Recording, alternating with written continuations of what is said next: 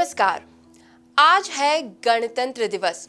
MP news के सभी दर्शकों को गणतंत्र दिवस की हार्दिक हार्दिक शुभकामनाएं। और इस खास मौके पर जब याद किया जाता है शहीदों की शहादत को, स्वतंत्रता संग्राम सेनानियों के संग्राम को, उस जज्बे को जो देशभक्ति से ओतप्रोत है, और आज के समय में भी हम उसी की बात करने जा रहे हैं। जी हाँ, एमपी न्यूज की इस खास पेशकश में बात होगी देशभक्ति की, राष्ट्रहित की। और इसीलिए स्टूडियो में आज हमारे साथ मौजूद है एक बेहद ही खास मेहमान। आपसे उनका परिचय कराना चाहेंगे। एमपी न्यूज के स्टूडियो में इस वक्त हमारे साथ है पंडित डॉक्टर भरत कुमार ओझा भानु, प्रणेता विश्व कल्याण अनुष्ठान केंद्र। भरत जी, बहुत बहुत स्वागत है आपका। एमपी न्यूज के समस्त सम्मानित दर्शकों को पंडित डॉक्टर भरत कुमार ओझा भानु सारस्वत का विश्व कल्याण अनुष्ठान केंद्र की ओर से और समस्त मंगल कामनाओं की ओर से बारंबार नमस्कार, शुभाशीष, स्वस्ति कामना अनंतम। भरत जी, जैसा कि आज मौका है गणतंत्र दिवस का, तो सबसे पहले हम बात करेंगे देशभक्ति की, राष्ट्रहित की। एक कवि की नज़र से अगर हम देखें तो क्या होती है देशभक्ति, कैसे परिभाषित करेंगे आप राष्ट्रभक्ति को? बहुत उत्तम प्रश्न है निधि।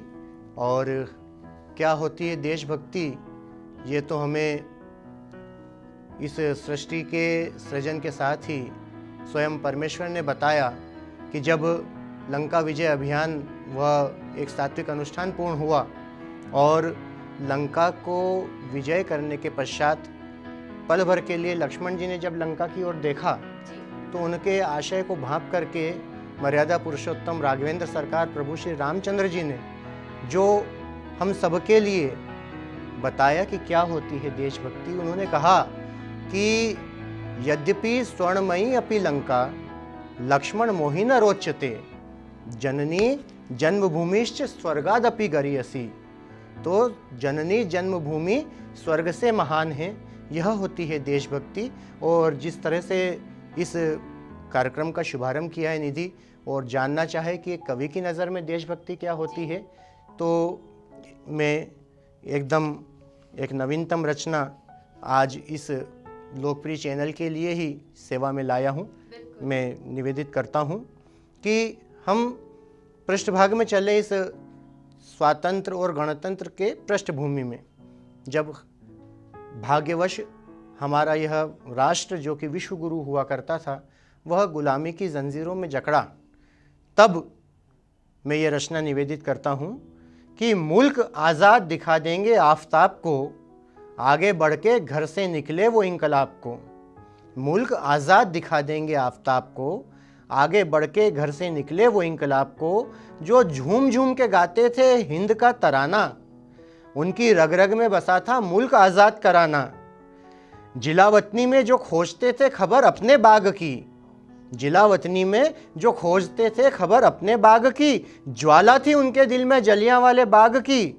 लेके फक्की चने हलक में, लेके फक्की चने हलक में फाकों में मौज मनाते थे, वो मादरे वतन के जियाले काला पानी तक जाते थे। वहां हरसू कौमी यकजहती का ही था पैगाम, वतन की खिदमत में ही जुड़े थे सारे नाम। जो सैकड़ों जन्म माँ भारती के लिए तैयार थे, रामप्रसाद बिस्मिल जी ने कहा कि हे ईश भारतवर्ष में शतबार मेरा जन्म हो, कारण सदा ही मृत्यु का देशोपकारक कर्म हो। जो सैकड़ों जन्म माँ भारती के लिए तैयार थे वो वतन परस्त जानिसार यारों के यार थे। मुल्क आज़ाद दिखा देंगे हम आफताब को, आगे बढ़ के घर से निकले वो इंकलाब को। वो वतन परस्त जानिसार यारों के यार थे, वो इंकलाबी आवाज़ पर मचल मचल जाते थे, वो इंकलाबी आवाज़ पर मचल मचल जाते थे। मेरा रंग दे बसंती चोला वो उछल उछल गाते थे। इंकलाब की बेटी जो सूली को बताते थे, इंकलाब की बेटी जो सूली को बताते थे, वो हंस के फंदा चूमते और उससे ब्याह रचाते थे। वो कहते थे कि हमारी बिखरी जुल्फों में दीवानगी के लक्षण हैं, हमें पागल ही रहने दो कि हम पागल ही अच्छे हैं। वो पागलपन था उनमें, वो दीवानगी थी उनमें। मादरे वतन को आज़ाद करने के लिए देश प्रेम के लहरे हिलोरे लेती थी। वो हंस के फंदा चूमते उससे ब्याह रचाते थे। वो तख्ते तक पहुंचना खुदा का शुक्र मानते थे। फांसी के तख्ते तक पहुंचना वो खुदा का शुक्र मानते थे। वो तख्ते तक पहुंचना खुदा का शुक्र मानते थे, जो मौत को इंकलाब की मुहर मानते थे। उनके जज्बों को प्यारे हरगिज न लजाओ, तुम्हारी बात पर आ रहा हूं तब से अब तक पर, कि उनके जज्बों को प्यारो हरगिज न लजाओ। लौट आओ वतन की राह पर, लौट आओ वतन की राह पर, परदेश न जाओ। बिखर रहे अपने भारत को फिर से संभालो आओ। रूखी सूखी जो भी मिले अपनी माटी की खाओ। अपने इरादों से सोने की चिड़िया को सजाओ। इस सोने की चिड़िया को हीरो का हंस बनाओ। तभी तो महफूज रख सकेंगे विश्व गुरु के खिताब को। तभी तो महफूज रख सकेंगे विश्व गुरु के खिताब को। कामयाबी से भर देंगे भानु बुलंदियों की किताब को। मुल्क आज़ाद दिखा देंगे हम आफताब को। आगे बढ़ के घर से निकले वो इंकलाब को। वो जो जोश, वो जो लगन, वो उत्साह, वो समर्पण की पराकाष्ठा कि मन समर्पित, तन समर्पित और ये जीवन समर्पित। सोचता हूँ देश की धरती तुझे कुछ और भी दूं। वह जो पर्व था, वो एक एक पल महापर्व था। स्वतंत्रता प्राप्ति के लिए अनुष्ठान का यही है एक कवि की नज़र में, क्या होती है देशभक्ति, क्या होता है देश से प्रेम, क्या होते हैं जज्बात, क्या होता है समर्पण।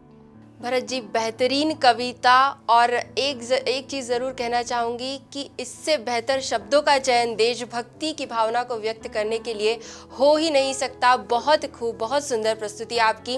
और जैसा कि इस कविता के माध्यम से भी हमने देखा, और वैसे भी आपको वीर रस का कवि माना जाता है, तो अगर वीर रस की बात करें तो कितना आसान या कितना मुश्किल होता है वीर रस का काव्य पाठ करना?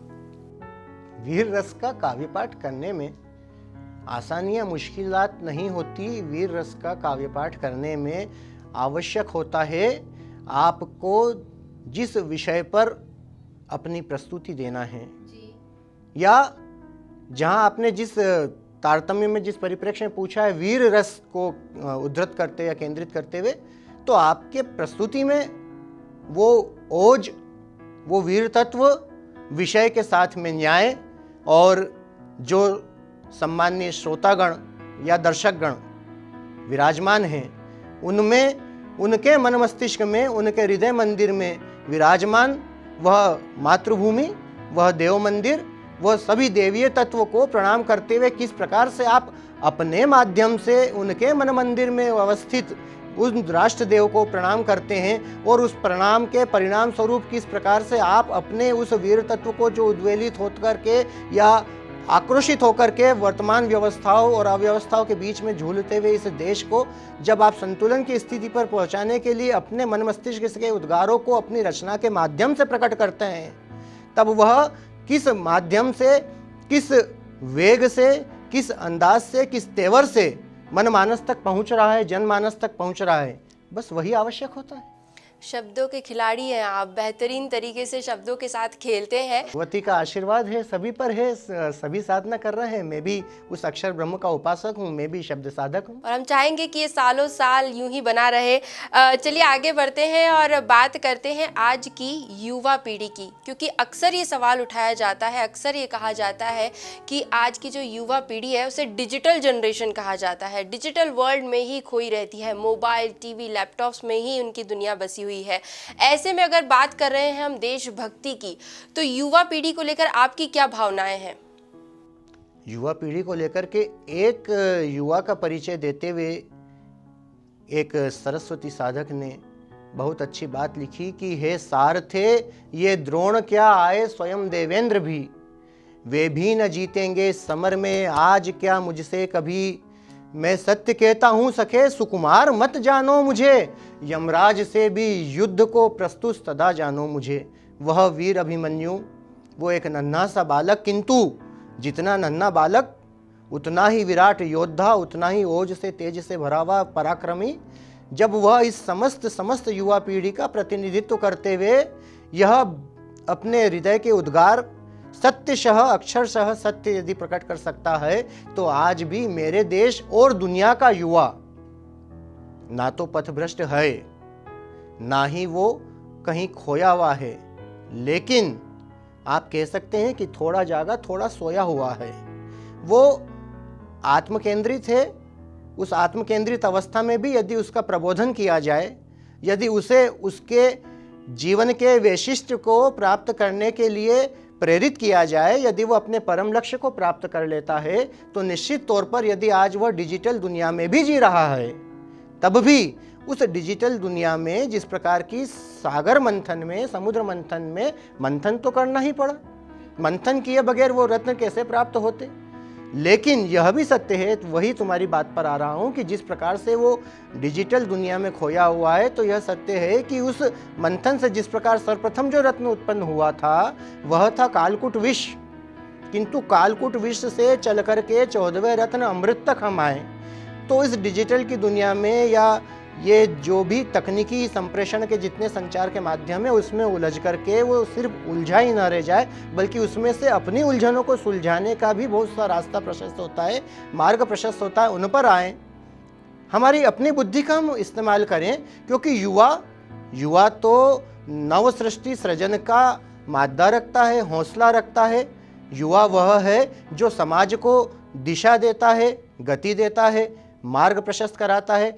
बड़ी बड़ी चट्टानों जैसी मुश्किलों में से भी जो रास्ता निकाल करके सरल कल कल करता हुआ झरना निकालने के सामर्थ्य रखता है, वह युवा होता है जी। और इस युवा को जिस भी तरह के तकनीकी संचारों के माध्यम से, वेबसाइट के माध्यम से, व्हाट्सएप के माध्यम से, फेसबुक के, ट्विटर के, इंस्टाग्राम आदि इत्यादि इतना भंडारण हो चुका है, उनमें से उसे यह अपने बुद्धि विवेक से कार्य करना चाहिए, यह विचार करना चाहिए कि इसमें वो कर क्या रहा है।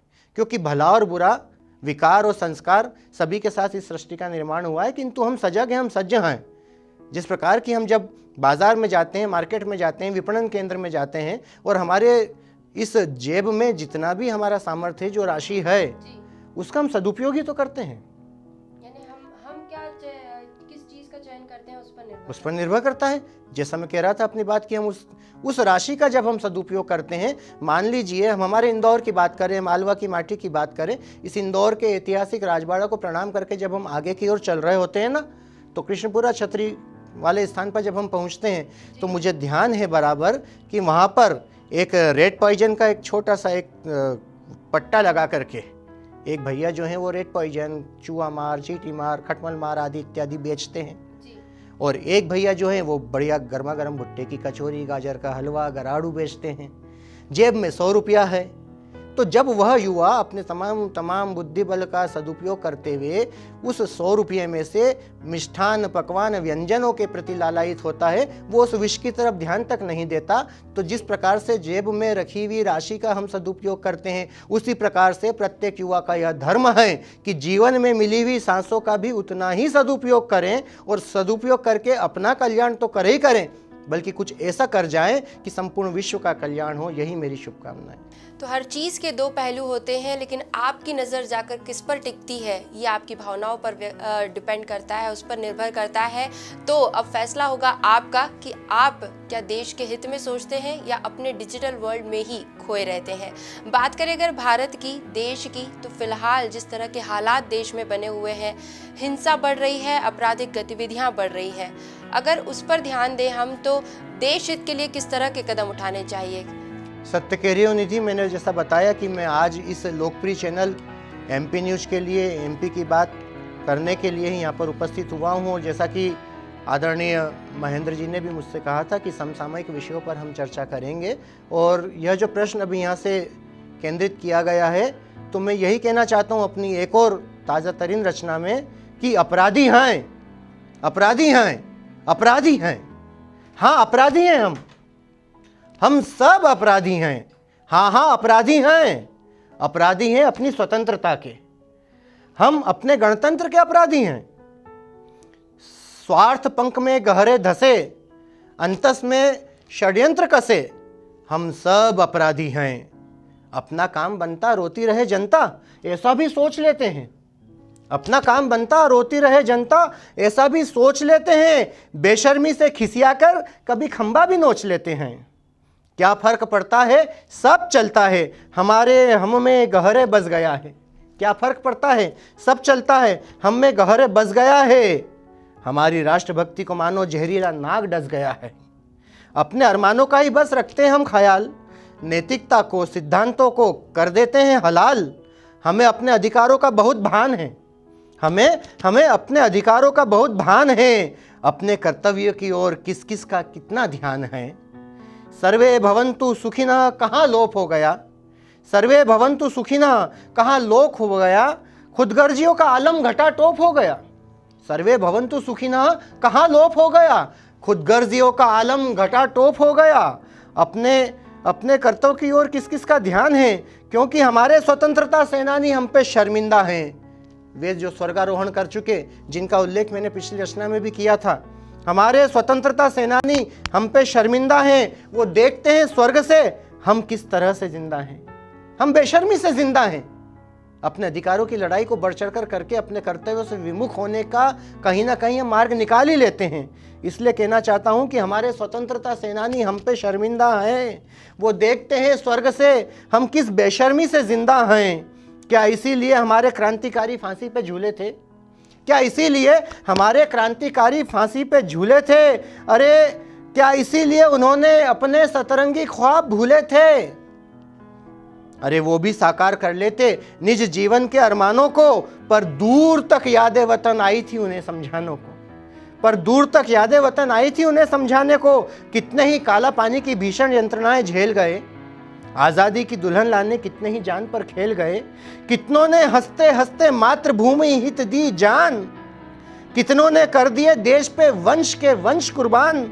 पर क्या हम उन कुर्बानियों का मान कर रहे हैं मित्रों, पर क्या हम उन कुर्बानियों का मान कर रहे हैं, या अपनी करतूतों से घोर अपमान कर रहे हैं। क्या हम उनकी कुर्बानियों का मान कर रहे हैं, या अपनी करतूतों से उनका घोर अपमान कर रहे हैं। अपराधी हैं, अपराधी हैं, अपराधी हैं, हाँ हाँ हम अपराधी हैं, हम सब अपराधी हैं। अपराधी है अपनी स्वतंत्रता के, अपराधी हैं हम अपने गणतंत्र के।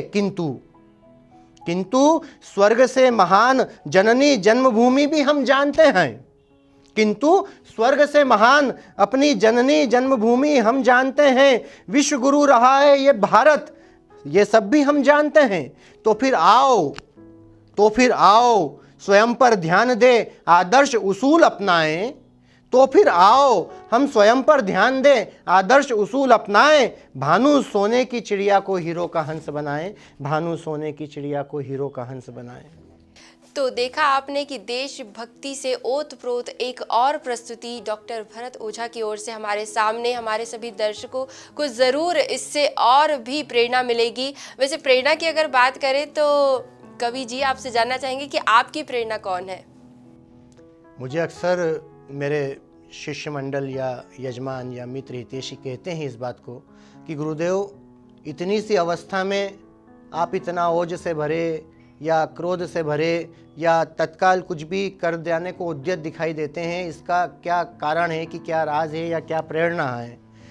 तो मैंने अभी हाल अभिमन्यु का हवाला दिया, वो वीर अभिमन्यु की उम्र जो ज्ञात होती है वो 16 वर्ष की अवस्था थी। किंतु इस स्वातंत्र अनुष्ठान में ज्ञात इतिहास से उल्लेख मिलता है कि वो महाराष्ट्र की एक घटना है कि भारत छोड़ो आंदोलन अपने चरम पर था और अपने आंदोलनकारी एक मोर्चा निकाल रहे थे, अंग्रेजों भारत छोड़ो। छोटे छोटे नन्हे नन्हे बच्चे, विद्यालय उनका पूर्ण हुआ और वो विद्यालय से अपने घर की ओर जा रहे थे। उन्होंने देखा कि कुछ लोग भारत माता की जय, इंकलाब जिंदाबाद, अंग्रेजों भारत छोड़ो कहते हुए बढ़ते चले जा रहे हैं उस सर्किट हाउस रेसिडेंसी की ओर, और उनके हाथ में एक ध्वज है, उस ध्वज को उन्होंने मजबूती से थाम रखा है। इतने में अंग्रेज अफसरों ने, पुलिस अधिकारियों ने कहा कि वहीं रुक जाओ, आगे बढ़े तो गोली मार देंगे। लेकिन उन बच्चों ने उस पल का जब मूल्यांकन किया, जब समीक्षा करी, तो उन्होंने देखा कि वो बढ़ते कदम थमे नहीं, बल्कि और गति से और उत्साह से और जोश से आगे बढ़ते चले जा रहे हैं। भारत माता की जय और वो तिरंगा उनके हाथों में वो तिरंगा, वर्तमान तिरंगा जो हमारा प्यारा परचम, हमारा राष्ट्रध्वज तिरंगा है, वो तो नहीं, किंतु उस समय के आंदोलनकारियों का जो भी कोई चिन्ह उन्होंने अपने आप में निरूपित किया था, उसको लेकर के वो आगे बढ़ रहे थे। अंग्रेजों के चेतावनी के तत्पश्चात गोली चली और एक आंदोलनकारी वहीं पर मातृभूमि की गोद में समा गए। उनके हाथ में ध्वज था, वो ध्वज लेकर के सबसे आगे अगुवाई कर रहे थे। उस ध्वज को गिरता देख करके दूसरे आंदोलनकारी ने, भारत माता के लाल ने उसे थाम लिया। फिर गोली चली, फिर एक हमारे देश की वीर बाला ने उसको थाम लिया। वो युवती आगे बढ़ी थी कि फिर गोली चली। वो गोलियां चलती रही, लेकिन वो वीर बढ़ते चले गए और आखिरकार उन नन्हे 5 बालकों ने उस ध्वज को थाम लिया। जब उस ध्वज को थाम लिया, तब फिर अंग्रेज अफसरों ने कहा कि देखते नहीं हो, यहां पर गोलीबारी चल रही है, यहां पर कितने ही मर मिटे हैं, यदि तुम भी नहीं माने, तुम भी यदि इस ध्वज को लेकर के आगे बढ़े तो यह गोली तुम्हारा भी सीना चीर देगी। लेकिन तब तक जो प्रेरणा उन नन्हे नन्हे बाल गोपालों में आ गई थी, जिसमें सबसे छोटा विद्यार्थी जो मेरी जानकारी में आया है सिर्फ और सिर्फ 5 वर्ष का था, उन सब ने मिलकर के जब कहा इंकलाब जिंदाबाद, भारत माता की जय, चलाओ गोली, जब ये नहीं रुके तो हम भी नहीं रुकेंगे। हम तो इतना जानते हैं कि वह राष्ट्र का हमारा यह आंदोलन है, भारत माता को परतंत्रता की बेड़ियों से हमें आजाद करना है, उन्मुक्त गगन में हमारे यहाँ ध्वज लहराना है, इसलिए हम आगे बढ़ेंगे। वो आगे बढ़े, गोलियां चली, 1 2 3 4 5 गोलियां चल गई। पांचों के पांचों वो लाल माँ के लाल वो हो गए निहाल। और वो ध्वज गिर रहा है तो क्या प्रेरणा लेना पड़ेगी हमें कहीं से? कोई और हमें प्रेरणा देगा? कौन संभालेगा वो ध्वज? हमारा प्यारा तिरंगा कौन संभालेगा? इसलिए मेरे अंतस से मुझे प्रेरणा मिली। मेरा सौभाग्य है कि मैं ऐसे परिवार में, मेरे को परमेश्वर ने यह जीवन दिया है, जन्म दिया। मेरे श्रद्धेय पिताजी स्वर्गीय ज्ञानेश्वर जी ओझा साहब भी माँ भारती की सेवा में अपने प्राणोत्सर्ग तक कर गए। मेरे दादाजी स्वतंत्रता संग्राम सेनानी थे, बहुत विद्वान थे। मेरे को उस परिवार में जन्म मिला जहाँ मेरा अपना ननिहाल भी उसी संस्कारों से, उसी राष्ट्रभक्ति से ओतप्रोत है। मेरा अपना वह एक एक सांस का सुमन, इसीलिए मैं माँ भारती को सदैव भेंट करने के लिए उद्यत रहता हूँ। और माँ भारती को भेंट करने का आशय ये नहीं है निधि या मेरे प्यारे श्रोतागण, दर्शकगण, माँ भारती को जीवन भेंट करने का मतलब केवल और केवल प्राणोत्सर्ग करने से नहीं, देश के लिए मरने से नहीं।